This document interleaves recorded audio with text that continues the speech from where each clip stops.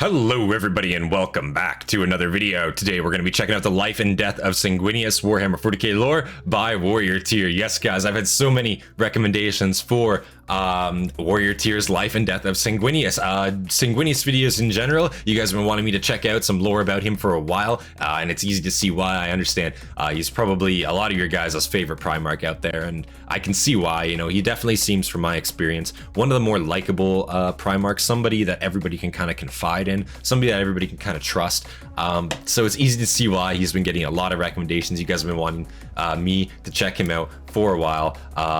So I appreciate that a lot, of course. And yeah, with that, guys, just have to say, Warrior Tier, he actually commented on my Angron stream that we did there. And I just have to say, big shout out to you, sir. I appreciate the work you do, the commitment that you have to make these videos. Your narration is awesome. I'm never bored watching these videos. I could literally listen to them forever. And I get so many recommendations for them in general, and I always have. And it's easy to see why, you know. So I just want to commend you on the great work that you do, sir. And Vox in the Void too. I'm just going to shout him out here too in this video. He's also commented on one of my videos recently. You guys both do such fantastic work in general, and you know, the community support for it's fantastic, and I really cannot wait to see more from your guys' channel. It's actually so fantastic to see. You know, and yeah, wow. And I know these are some of your older ones too, 2 years ago. So, you know, I need to check out some more of the newer ones. And we don't really check them out in any particular order here in the channel. I do what I find interesting to me. And of course, what you guys want to see, of course. And, you know, I want to learn more about the Primarchs. You know, we've kind of been on that Primarch binge recently. You know, we've been checking out all of Amber King's Primarch videos, but he does not have a video on Sanguinius. Therefore, we are checking out Warrior Tiers here today first, ladies and gentlemen. Yes, of course. So if you enjoyed the video, leave a like, subscribe for more content from me, and leave your recommendations, of course, down in the comments below. We will be doing a mini painting live stream at 1K subscribers. So if you guys want to see that, of course, subscribe to the channel. Let's make that happen, guys. I'm really excited for that. Yeah, big shout out to all of our members, all of our Hastati, and our very first Principe on the channel. Dagenhart. I just want to make sure I'm pronouncing that correctly, sir. Dagenhart. I appreciate you, sir. You guys inspire me to make more content for you guys every single day. So of course, let's get right into the life and death of Sanguinius, Warhammer 40k lore by Warrior Tier, ladies and gentlemen. Yes. Let me just make sure. 1440p. There we go. Let's get right into this. As always, pen and paper. We'll be writing stuff down. The story of Sanguinius, the master of the 9th Legion, the great angel. Heard that one before. The father of the legendary blood angels Astartes, the hero of the Great Crusade, loved by all in the Imperium. It began centuries ago, on our lonely planet of Ball Secundus. Right. Ball was once a beautiful world. Long gone is that memory. And I have to say too, it's you know, we do unfortunately know that Sanguinius is just have to click on the video there because I fuck with the volume there. We do know that Sanguinius is unfortunately no longer with us in modern 40k, which sucks, you know, because he was such a great character from my understanding. It was awesome to see and hear excerpts from when we've, or excerpts of him from what we've seen. And so, but I understand that he basically got like Thanos snap, like his soul is basically fucking shredded. So it's very, very unlikely that he ever does come back, if at all. So, you know, that's sad to hear, of course. But yeah, I do remember Ball Secundus. I do remember that being his home planet. But again, I don't know a whole lot about Sanguinius in general. So this video is going to be fantastic, I think. This is exactly what we're looking for. He's going over his titles, his world, everything like that. Gone is that memory. Right. Our ancestors destroyed our planet. Ooh. Civil wars ruined our once great world. So I wonder if this was like a Age of Strife thing. To ash. A barren wasteland of its former self. The survivors form their small tribes enduring the hardships of the land. We were once a nomadic tribe, roaming from place Those uniforms look sweet. And I love the illustration. To survive in the harsh landscape. So somebody let me know, of course. I'm assuming that the beautiful world thing, they probably, you know, humans probably found it in a pristine condition, landed there during the Age of Strife, I'm assuming. And then, or sorry, I should say prior to the Age of Strife. And then during the Age of Strife, I'm assuming all that's, you know, the civil wars happened, the planet decayed kind of thing. Somebody let me know if that's a for sure thing, or if, because I'd have to guess they're talking about fighting over, you know, scraps in a wasteland and stuff like that. So I'm assuming Sanguinius is probably going to arrive to this world in that state, and much like the Emperor over on Terra, he's going to conquer this fucking wasteland. Like, he's gonna Mad Max the shit out of it. That's kind of what I'm thinking here. Maybe I'm wrong. Survive in the harsh landscape. Our tribe was known as the folk of the pure blood. One day, the miracle was discovered. Our ancestors in the tribe found a child. Right. A being of perfection. Interesting that they're called folk of pure blood. Its back, Wow. the wings of an angel. A gift from the god Emperor. Or a curse from the war. Not all saw the child's purity. Kill the mutant, they would say. Burn it before it grows. Interesting. Still divided. Could you imagine if that's what happened? Allowed the being to live. Sanguinius arrives on his planet and he just gets fucking torched instantly as a baby. Could you imagine how, like, fucking different that would be? Oh my god, the Emperor would have no fucking sympathy for those people. Holy shit. Could you imagine, though? Like, wow, what a turn things could have taken if just right then and there he arrives. Kill it! It's got wings! You're like, it's a demon! You know? Which, I mean... But I wonder, too, gift from the Emperor, do they... Like, is this civilization still privy to the knowledge of Terra and whatnot, much like we saw in Johnson's video? Like, they still had former knowledge of Terra, that it existed, still generationally passed down, whatever have you, scribes, libraries. Because they described it as a wasteland, so I assume they might not even know that Terra is a thing, but by the sounds of it, it sounds like they do, so somebody let me know. No people allowed the being to live. Growing under the watch of our tribe. We continued to grow. Wow. Within a few weeks' time, we had crushed a fire scorpion with only his bare hands. Jeez.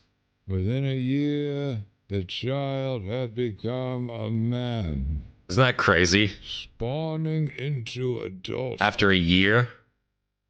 The miracles continued. The angel could walk through the irradiated wasteland, traveling through balls secundus without protection of a suit. Wow. Shielded from the curses and sickness of mortal flesh. I imagine that must be so fucking... The tribe insane to witness. as their prophet. Yeah, obviously. Leading the folk of the pure blood on a pilgrimage across the wasteland. He was our leader now. He loved our people. And just that shot right there, you have to, like, again, I gotta call the Emperor a hypocrite. Like, how are you gonna make a son like that? And then he literally is called the angel, embodies an angel. This motherfucker's got wings on his back, and you're, like, still denying religion as a whole.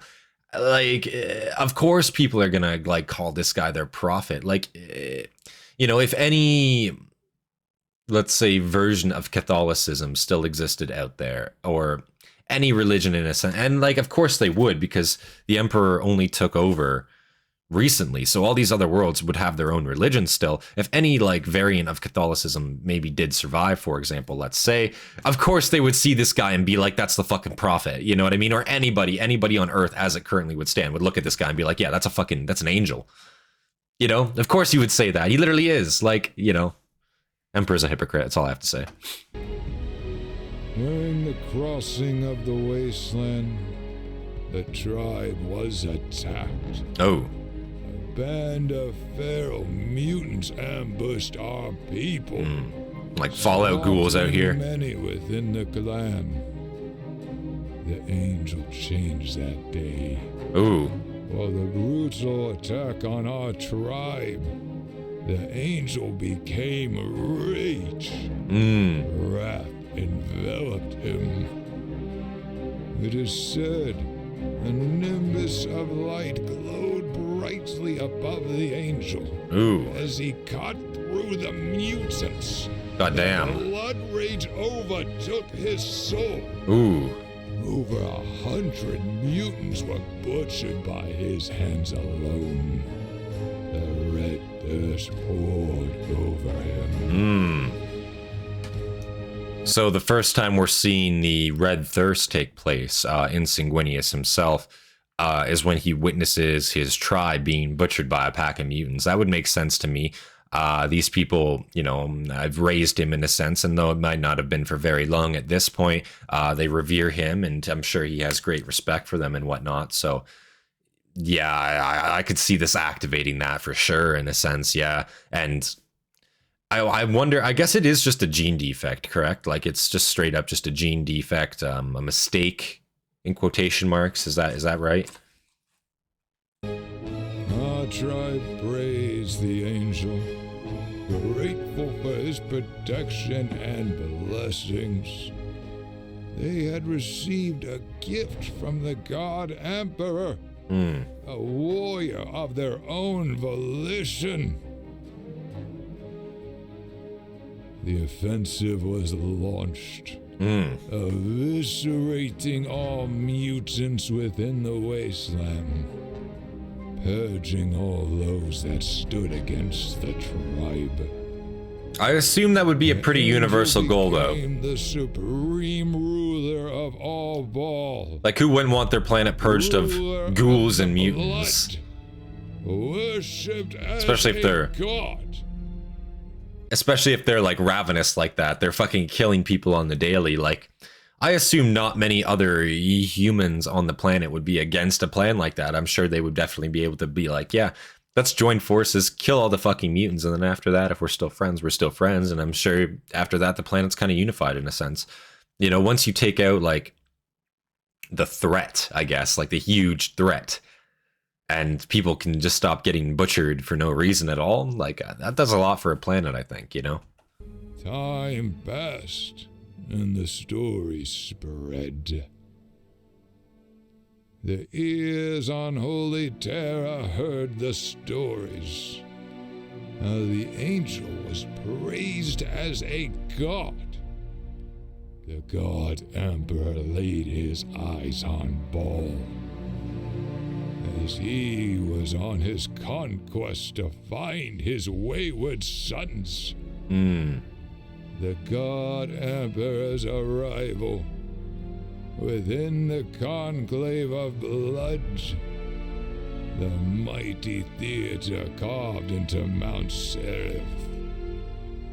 As the thousands watched, our ancestor was there that very day, witnessing the greatest beings ever created. Custodes. For the first time. Or Primarchs in general. The people and the Emperor had never seen such benevolence. Yeah, I assume all of them. And to be honest, I think wasn't maybe I'm incorrect. Wasn't Horus? Horus was they got Horus first, right? Yeah, the Emperor got Horus first. I'm pretty sure. Maybe I'm incorrect.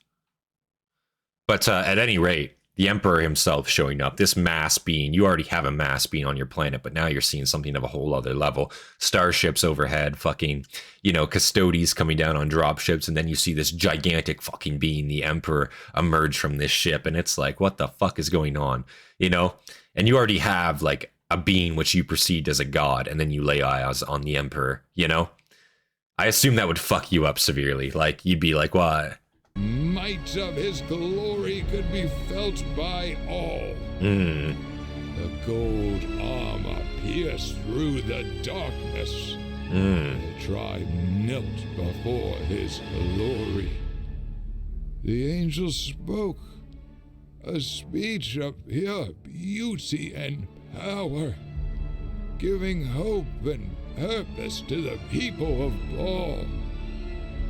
As he spoke, the angel's wings spread wide.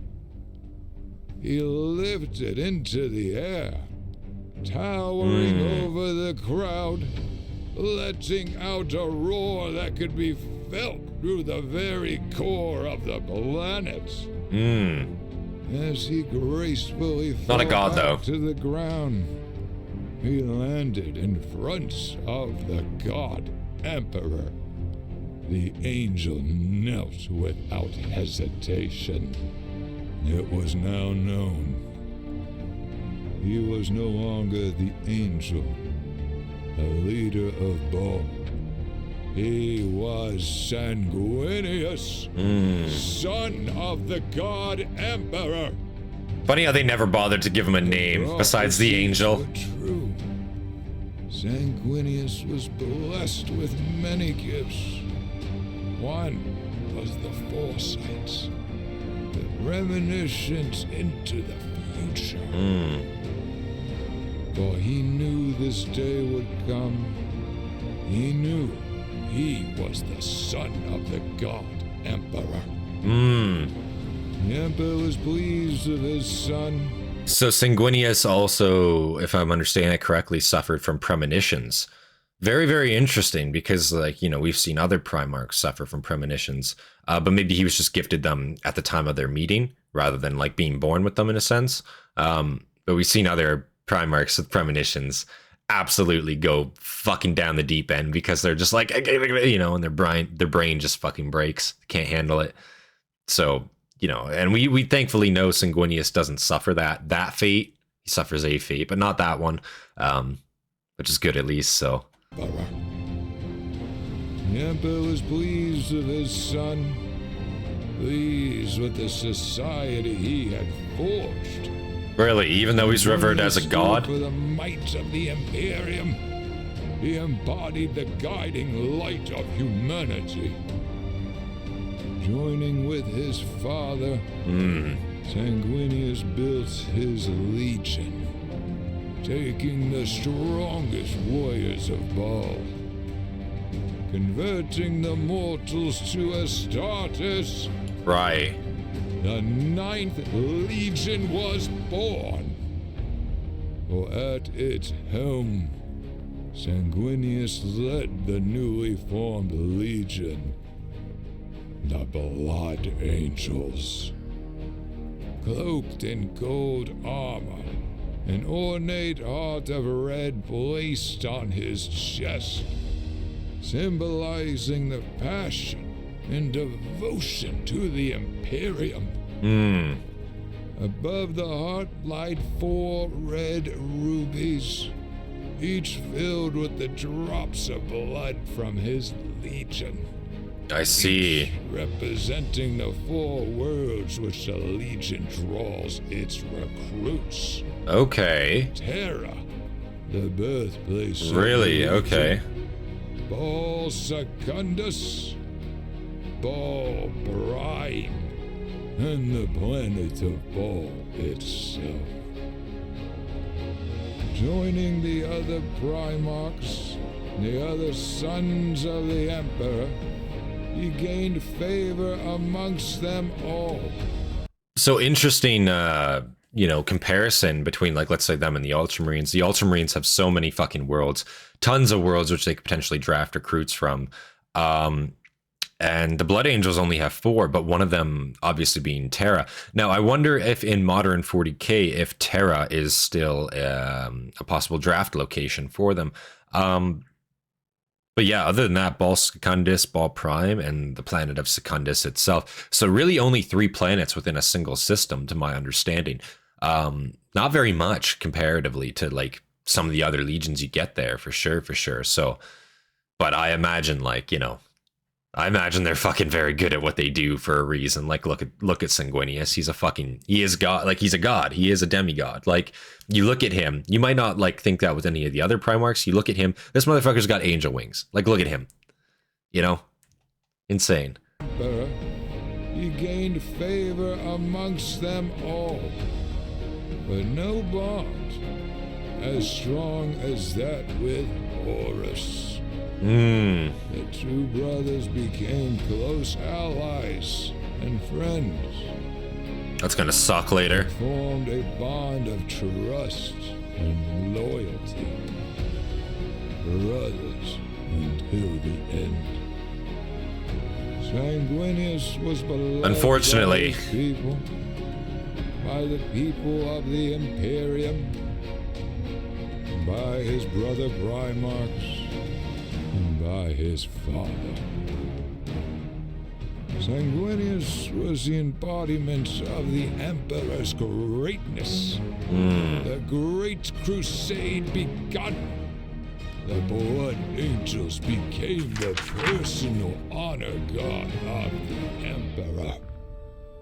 His friend and brother Horus was granted the title of War Master. The great angel embodied what the Imperium was fated to be. Now, I wonder, Horus was granted the title of War Master. How did Sanguinius feel about that one? I don't know if he's going to get a little bit more into detail about that, but how did Sanguinius actually feel about Horus obtaining the title of War Master there? I imagine, like, again, if they had great respect for each other, he trusted him very deeply. I would assume he'd probably have to be happy for him, probably proud even. I don't assume he'd be like, you know, like, oh, that motherfucker, he took my position. Like, I don't see Sanguinius as being that kind of guy. But somebody let me know for sure, because I'm not entirely too certain how Sanguinius would, like, for sure view that one. Of War Master. The great angel embodied what the Imperium was fated to be. Beyond a warrior on the battlefield, Sanguinius was gifted with wisdom, making him a profound leader for humanity. Sanguinius always stayed true to the God Emperor. There was a kindred spirit between them, sharing the goal of peaceful and united humanity. As the crusade continued its reach into the stars, the Emperor gave his orders to Horus, for he was to oversee the purge of the non-believers. Right. To understand Horus, you must understand Sanguinius. Okay. For they shared the strongest bond of any Primarch. Really? Okay. So many war campaigns shared. Both legions fought alongside each other, destroying the enemy within their reach. The first betrayal was set forth. Horus witnessed the unthinkable. And Hastati of the Blood Angels murdered one of his men.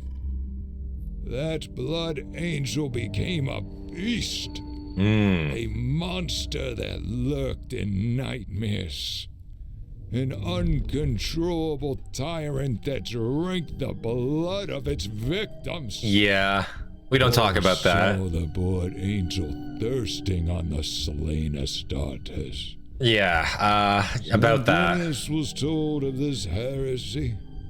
He personally slayed the Blood Angel that lost his control. This would not be the last of the blood rage. Interesting how Sanguinius put him down, but nowadays in modern 40k, they just kind of accept the blood rage. You know, they acknowledge it as something that can happen to them, and they acknowledge they can be taken by it, and probably will be taken by it. But you know, they don't just well, because I guess their anger is directed at Horus, right? That's the thing, Horus. So it's actually kind of a useful thing in modern 40k, but at this time period, yeah, absolutely, you definitely don't want your son or your brother killing his you know, his fellow soldiers and feasting on them. I can imagine that wouldn't do great things for morale or team cohesion. This would not be the last of the blood rage. Others in the Blood Angel Legion had succumbed to the curse. Right. Fear took Sanguinius. If the God Emperor had discovered this curse, he and his legion would be banished or executed. Really? Horus kept his secret. Now it's bad. For It's bad, but I don't think the Emperor, like maybe I'm completely wrong, but I think the Emperor would probably, you know, instead of just discarding, banishing them, if Sanguinius went up there with total honesty and was like, hey, yo, like, listen, I noticed this fucking really strange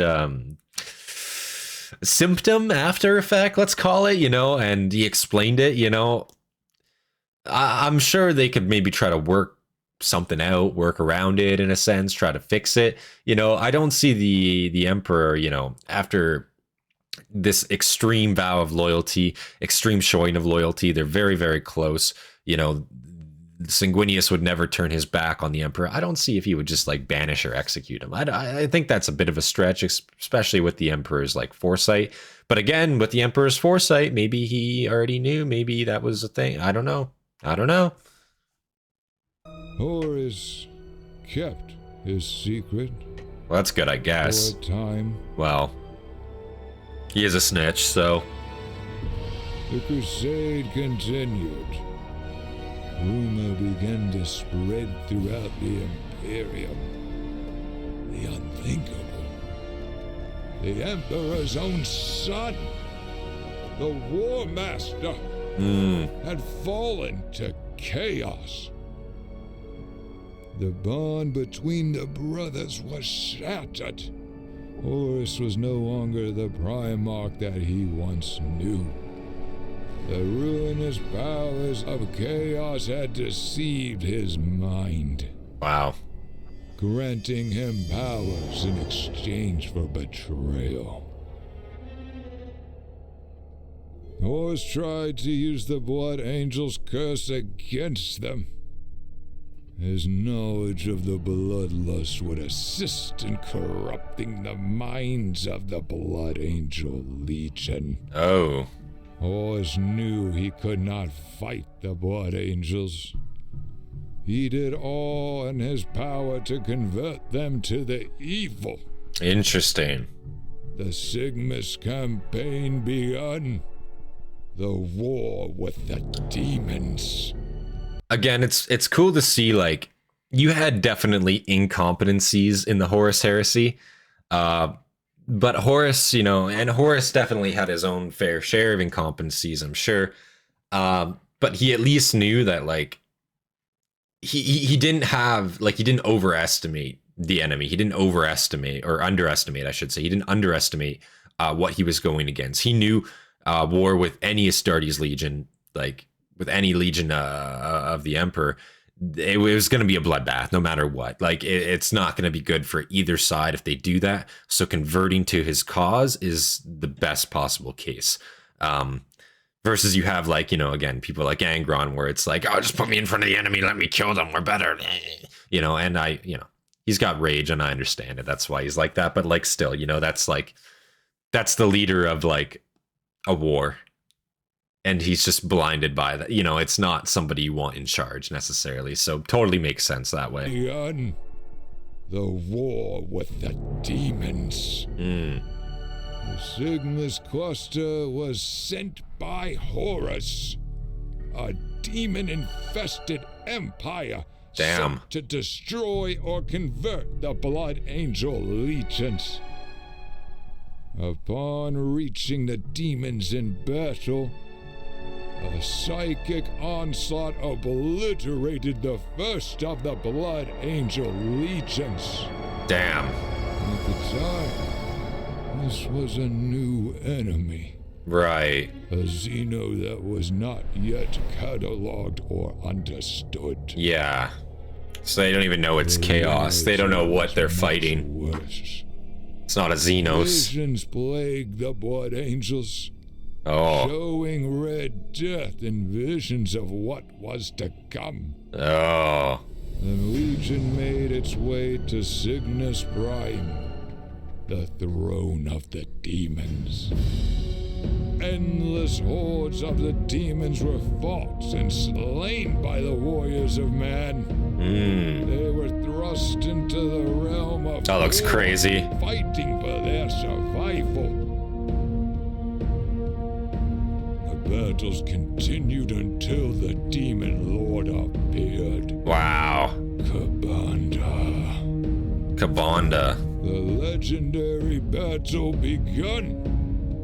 The angel of man and the demon of hell. Like, that's some straight up, like, biblical illustration right there. Like, and the scene it's displaying, very, very fucking cool. And I love how, like, you get these, not direct depictions, but inspirations. Let's say you get these inspirations and you can throw them in Warhammer because you have so many different concepts just going on in Warhammer. I think that's awesome, and I love seeing that. Like, you know, you literally have some winged fucking badass in power armor with a fucking huge ass sword fighting a literal demon in a sense. But this is a sci-fi universe, you know, like just shit like that. It's so fucking cool to me that you can have mashups like this in 40K. I love that, and I think that's one of the reasons why I loved, like, why I find it so interesting, because you just get a mashup of so many different subjects all at once. Wow. And what a fucking sick illustration again that is. And I have to say too, I'm loving the narration on this so far. His Warrior Tear's cadence on this video is his tone. It's making it really, really nice to listen to, and also his music choice throughout too. It's really good so far. I'm really liking this production. I can see why you guys wanted me to check this one out. Force as the purified blade of the angel struck with the mangled axe of the demon. The fight of the gods. The angel and demon crashed into each other, rushing through rock and steel. Oh. The creature taunted the angel, tried to break his spirit. Sanguinius fought through it. He gained the power of fight and sent his fury into the beast. The demon roared, unleashing his demonic whip. The twisted whip lashed at Sanguinius, snaring his leg and crushing it. Oh. Kabanda took his great axe and wielded it against the Blood Angel Legion. Hundreds of legionaries were instantly ripped from life. Yeah, wow. An unmeasurable amount of psychic energy spewed from the fallen Blood Angels. So many brothers cut from life. And I imagine when you're fighting chaos too, like, and again, they don't really necessarily know it's even chaos at this point, or maybe they do now, fighting a demon, like, but I don't think so. I imagine like 80, not 80, but probably like a good 70% of fighting chaos is fear. Are you fearful of them? Can you be tempted by them? Can they manipulate you through fear, you know? But if you're not scared of them, I imagine that's such a fucking huge decrease in their power, because they literally operate off the whole fact of being able to tempt you and being able to manipulate you, coerce you, whatever have you. So if they can't do that, yeah, they're still raw strength, physically strong fucking demons for sure. But that's a lot of their ability already gone, I think. And, you know, they rely on their enemy being not confident in themselves when fighting demons, you know. But if they are still confident in themselves, I think that's very unexpected for the hordes of chaos, you know. Maybe a hot take, but his legion. Something within Sanguinius broke free. The pure hatred and anger erupted from his soul. Sanguinius erupted a cry of war that rippled out to all on the planet itself. God damn. The first of the Black Rage. The Blood Angels lost their control. They became berserkers without mercy. Wow. The Legion was sent into a mad fury, ripping, gouging, tearing their way through the demonic plague. Wow. Ripping through their own brothers if in the way. God. Can you imagine? The immense force. So now they are just fighting like enraged addicts. In a coma. A great psychic used his power to pull Sanguinius back to sanity. Sanguinius rose, fighting the Kabanda and the demon legions with all his strength. That's a sick illustration too. Urging them back to the Immaterium. The legion, although victorious, was torn. They all knew they were cursed. The Black Rage would return again. Black Rage. The demons all desired the purity of Sanguinius. Oh. They beckoned for him to join the forces of chaos. The angel led his legion as they destroyed more of the demon horde. The Blood Angels were led to the Cathedral of the Mark. Within the cathedral lied the Keeper of Secrets. So you about to learn some dark truths right now? The demon of Slanesh. Oh. Kairos the Perverse. The demon offered Sanguinius a cure. Sacrificed himself to the Chaos Gods, volunteering his life to the Rage Fire. Oh. In return, the Blood Angels would be cured of their curse. The That's a angel fucking... had to make a decision. That's a cool side by side. The needs of his what if. legion over his own life. Now, again, I don't think that's much of a choice. Now, again, they might not necessarily know that they're dealing with chaos. Maybe they do still at this point. I'm not entirely certain. But we know that chaos, they manipulate. Yeah, they might get a cure, but what's going to be the side effect of that cure in quotation marks, you know? And like then you yourself are directly going against what you believe in, and it's nothing good, you know.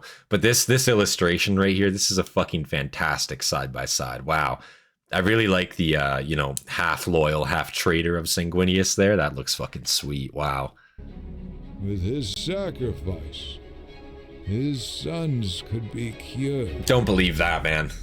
Never believe that. Making the sacrifice, Blood Angel Apothecary Meros, the beloved warrior of the 9th Legion, sacrificed himself on the Rage Fire, converting his body and mind into the Red Angel. Sanguinius became enraged, slaying Meros without hesitation. The angel swore his vengeance. He was betrayed by his brother. Horus would pay his debt with his life. Wow. Shortly after the Sigmus campaign had ended, the Primarch, Rogel Dorn, sent a distress message to Sanguinius to return to Holy Terra with his legion. As the Blood Angels tried to leave the Sigma's cluster, the Emperor's light was gone. Oh. The Astronomicon could not be found. Yeah. Only a About that. signal could be located. They locked onto McClegg. The warp storm, unlike anything seen before, erupted. The galaxy was torn in half. Damn. The cab had created a beacon using banned alien technology. And I just want to say too, like, props to Warrior Tier again. The narration alongside with the illustrations and the music is such a great production. Like, it does a really, really fantastic job of this. And again, the visualization of the universe literally being ripped by this warp, ripped in half. Holy shit, I can't speak today. By this warp storm. Like what a crazy fucking like realization. Like, you just did all that. You come out of it. You try to leave, try to like find out what the fuck is going on, trying to hunt down Horus, put an end to this rebellion, and now suddenly the galaxy itself is literally turning against you. What a crazy like realization that would be. How hopeless it must feel. Wow. A beacon using banned alien technology. The Pharaohs. Tisk, Gilliman. The Blood Angels to arrive through the wall. Upon arrival, the angel met with Robert Gollum and the Lion. Explaining to Sanguinius the entirety of Horus's betrayal. The scope of madness that enslaved the galaxy. So this is that interaction we saw. Okay. Might already be dead. Yeah, they have no idea. The premonitions returned to Sanguinius. He saw his fate at the hand of his own brother Horus. Damn. Not knowing the true impact of what was to come. Upon the planet of Macrab, another Primarch lay in hiding. The traitor, Conrad Kurz. He too shared the premonitions that plague Sanguinius. Right. Conrad Kurz emerged from hiding to speak with the angel. That's hilarious. Asking him why he would remain loyal to his father. So we saw in the Lionel Johnson video just the extent that Johnson went to fucking hunting down Kurz, and you know, Gilliman just kind of like stayed on the planet, which turned out to be the better choice because he never actually left. But Sanguinius had a conversation with Kurz during this time. He emerged to him and talked to him. Very, very interesting. I wonder when exactly that was in relation to when Johnson went out hunting for him. Goddamn. Seeing the fate that was laid before him. Sanguinius was pure of heart, pure of spirits. Right. He would never betray the Emperor. Sanguinius tried to bring the corrupted Primarch back. It was not too late for him to return to the Emperor's for Kurz, light. he was never in the Emperor's light, my guy. Kurz rejected his offer. Kurz saw a dark future. Kurz never was in the Emperor's light. Just simply no. The galaxy. Every living being would fall to corruption in time. Kurz was captured and put to trial. That sums it up. Banished from the Imperium. Got fucking spine breakered by Johnson. Yeah. Another premonition washed over Sanguinius. His destiny was set to go to the planet where the corruption of Horus had started. Davin. The temple of the Serpent Sun. Within the temple, they saw the altar of sin. where the tainted ritual of chaos first corrupted the War Master Horus. Wow. The psychic energy of that temple ruptured a warp storm. Oh, of course it did. Another premonition. Sanguinius saw himself next to his father, being granted as the Emperor's regent. Visions of chaos destroyed throughout the galaxy. Sanguinius saw himself become the ruler of the universe. Is this a temptation effort? Deception was not Yeah, enough. yeah. The great angel saw through the lies. Yeah. Striking through the false images. It's cool too how they're using the whole like idea of like he's having premonitions to fuck with him now. They're giving him premonitions. They've been true before, but now but he knows where he is. He sees through those lies, you know, and he broke through it. That's great. And you know, I don't think Sanguinius would ever be tempted with anything like that. I think he's ultimately loyal to humanity and to the Emperor himself. He has no desire to be the ruler himself, which is exactly why that didn't work on him. Revealing that demon, Mateo. Hordes of demons rush through the warp storm. Mateo and Sanguinius dueled. The Lion and Gilliman fighting waves of the demon army. An endless siege of chaos enveloping the Primarchs. Sanguinius fought boldly with Mateo, beating the monster to an edge of its life. Damn. Mateo pleaded with the great angel, revealing that the demon gods did not favor Horus. Wow. They favored Sanguinius. Yeah. Mateo offered to have Horus executed. Wow. Allowing Sanguinius to become the War Master of Chaos. Wow. Isn't that fucking hilarious though, how they just straight up admit, yeah, like Horus was stupid enough to fall for it. You're not. We really wanted you, but we'd had no one better, so it had to be Horus. Listen, we're sorry. We'll give it to you. We'll kill him. Listen, we know you want him dead. We'll get rid of him. We'll get rid of him, and you can do it instead, right? Come on, come on. And they're just pleading. It's like, what the fuck? After all that, no. To become the War Master of Chaos, curing his brethren of the Black Rage. Sanguinius refused. Standing over the great demon, Sanguinius plunged his weapon into Good choice. chest. Very good choice. The temple collapsed as the demon was purged. A breach in the warp storm suddenly appeared. Another one. Through the warp lay direct Oh. to Holy Terror. Wow, this is how they got there. Okay. The siege of terror. This is already taking place. Horus had besieged the Yeah. Imperium. The Blood Angels arrived to defend the faith. Yikes. They were met with relentless opposition. Sanguinius fought with Oh, his that looks brothers awesome. for months. The roaring battle fought.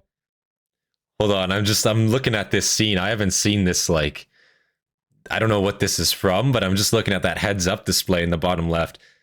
Sargis 2231 receiving. New priority assignment. HQ is lost. We are cut off. Purge as many as you can. That's his only assignment. And then look at the bottom right, like the fucking HUD indicator. All the red blips. Wow. Isn't that insane to see? I would tell someone tell me where this is from. That's really cool. The roaring battles continued on. Sanguinius inspired the loyal legions. His speeches and vision in battle could change the tide of war. He fought onward with his brothers. The traitor legions had gained the upper hand. Horus's invasion was brutal. swift and without mercy. Oh, I imagine. The throne was surrounded by the corrupted legions. Only a few legions were left to protect the fate of humanity. The Blood Angels fought with unrivaled strength. Fighting alongside the guard there. That looks cool. Every skirmish, they fought with the Emperor's might in their bones. Wow.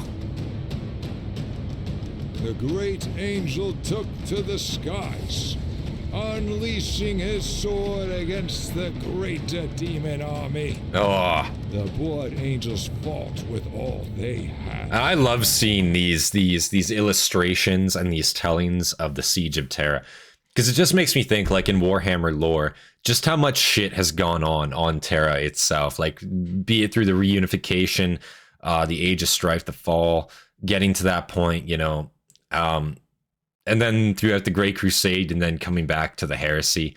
Just how much conflict, how much grand scale death has taken place on Terra alone at this time. Also, I like that fucking dragon in the background there. There's 2 dragons. Those look sweet. But yeah, just that it's just awesome to see, like, tellings of the Siege of Terra and what actually goes on Terra. Wow. But it was still not enough to survive the onslaught. The traitor legions pushed through the lines. Horus entered the gates of the Imperial Palace as Sanguinius sought to fight Horus, the mighty demon lord, once slain by Sanguinius, returned, resurrected from the war. Yeah, that sucks.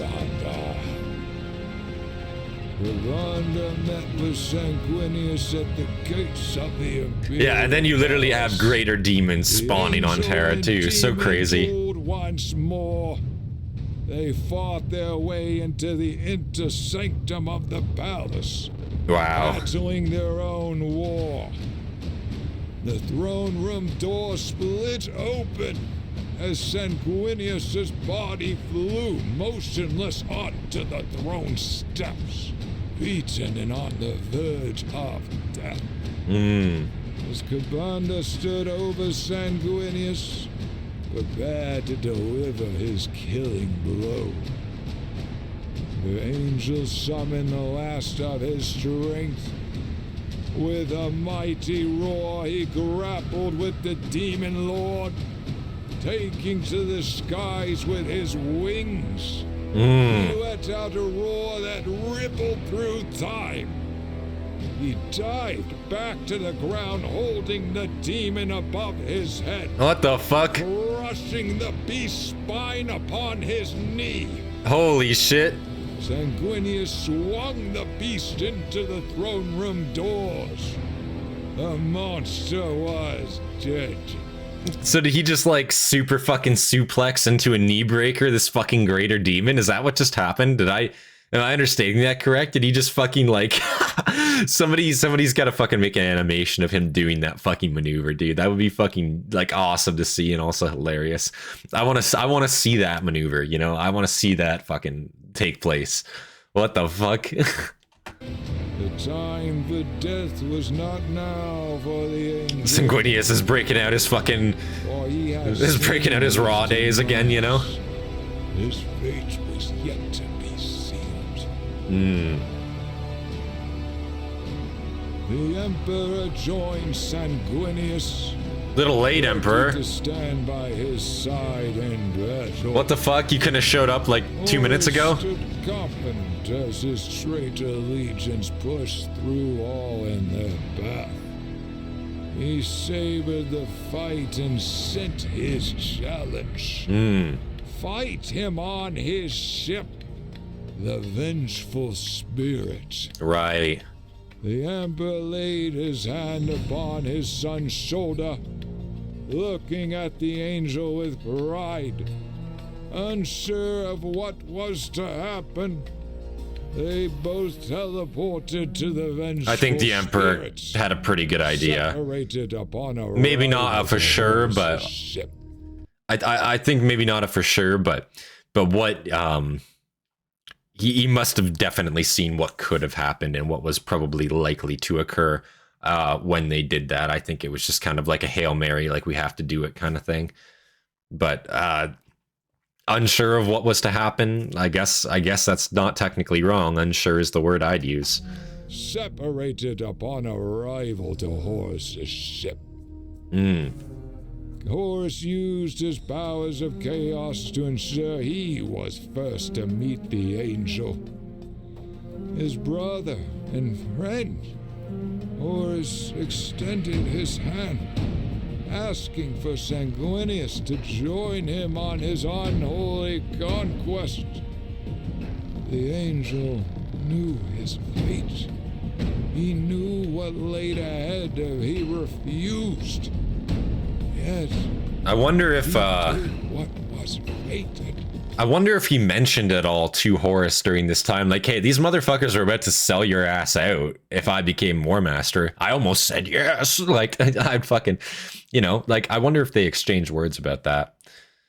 Or maybe they did and Horus just didn't give a fuck. I don't know. But he probably should have rubbed that in a little bit more. I think that would have been effective, actually, on Horus's spirit, you know? Just saying. Weakened from his battle with the Chaos Demon Lord, yeah, he knew he could not win this fight. Yeah, somebody else probably should have went besides Sanguinius. He still fought. With all that was left, Sanguinius roared and charged at Horus. But his strength was too weak. Sanguinius, the angel, the leader of all, the Emperor's son, lay broken, dead. The God Emperor entered the room, seeing his son broken, lying dead on the floor. Or screamed as the powers of chaos flooded his body. The God Emperor unsheathed his mighty sword. The battle of the gods begun. The duel was relentless. The strongest warriors in the galaxy clashed for their survival.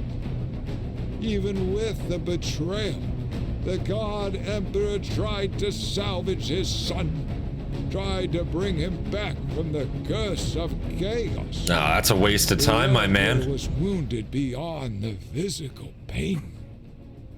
His strength was weakened by the love for his son. As the fight continued, the Loyalists gained their footing on the Imperium. A guardsman made their way into the room, making a pitiful attempt to stop the traitor Raymond. What the fuck? Horus instantly split him in half, giving a sadistic laugh that echoed from his core. The Emperor's pity broke. Really? There was no saving his son now.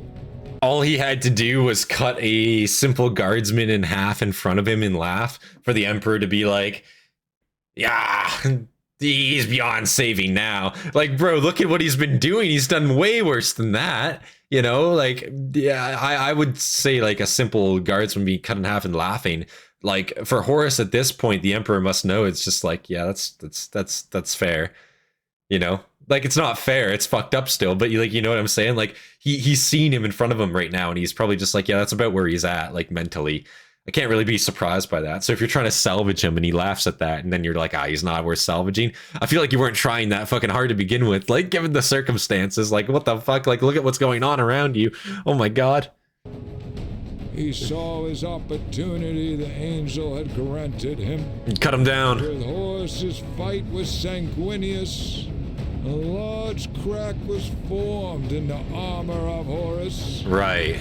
The God Emperor spent the last of his power, destroying Horus and leaving him triumphant.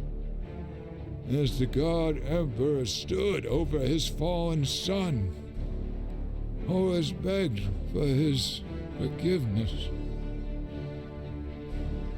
The Emperor gave his forgiveness by taking his life.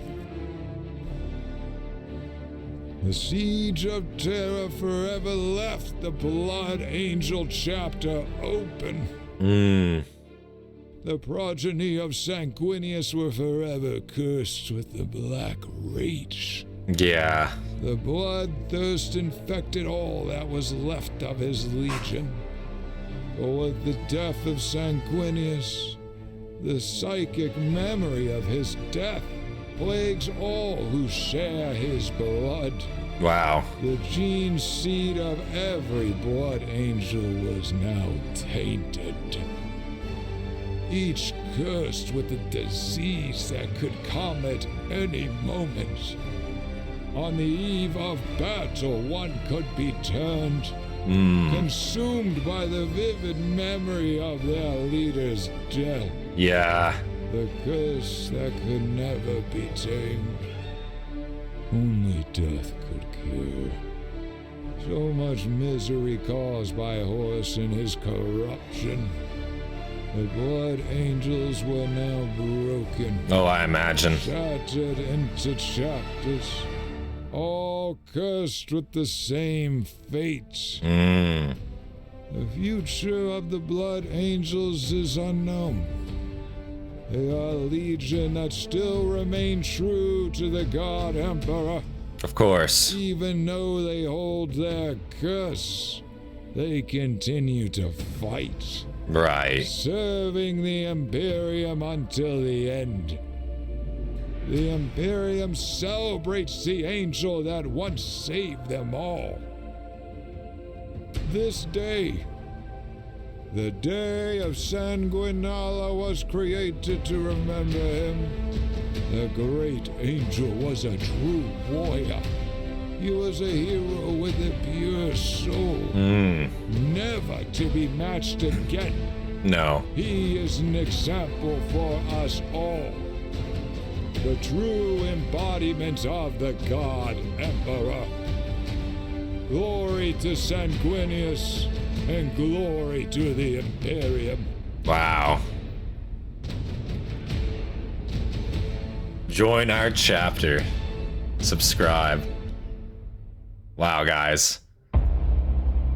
That was the life and death of Sanguinius, Warhammer 40k lore by Warrior Tier. And guys, I have to say, I thought that was awesome to see. Not as lengthy. I feel like some details might have been omitted, but that's completely fine with me. For a general overall take, I thought this was fantastic. And again, Warrior Tier, fucking great narrator, great music choice. And he really gave you all you needed to know kind of from start to finish about Sanguinius. I got a lot of the key details about the character down there, so I thought that was great to see, and he really summed it up in an intuitive way. And I have to say too, like I really love his narration style. I'm never bored watching his videos. I could watch so many of his videos in a row and not be bored. Angron was fantastic. I think that was a great, introduction to those longer format videos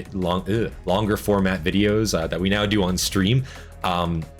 Such great narration work on it, and done in such a cohesive way that it just makes sense. You're able to follow along very easily, and I just really love the content, man. So again, Warrior Tier, if you see this, keep it up, man, because this is a fucking fantastic one too. And I know this is one of your older ones too. What, 2 years ago, correct? Yeah, 2 years ago. So yeah, man, I'm gonna have to check out some more of your content, your newer content there for sure. But big shout out to Cellectra, of course, for recommending this video. Not on the last stream, but the stream before that. Sorry, it took me a little bit to get to it, but we're getting to it, and it's been gotten to. So yeah, big shout out to you for that recommendation. I appreciate that as always. Big shout out to all of our members, all the Hastati get there, and our very new Principe, Dagenhart. I appreciate you, sir. You guys inspire me to make more content for you guys every single day. Of course, leave a like, subscribe for more content from me, and come join our Discord, guys. Come on down, join our Discord, join the discussions today. Love seeing you guys there, so come on down, join the Discord, guys. And yeah, without any further delay, this has been Centurion, and I will see you guys in the next one. Peace, guys.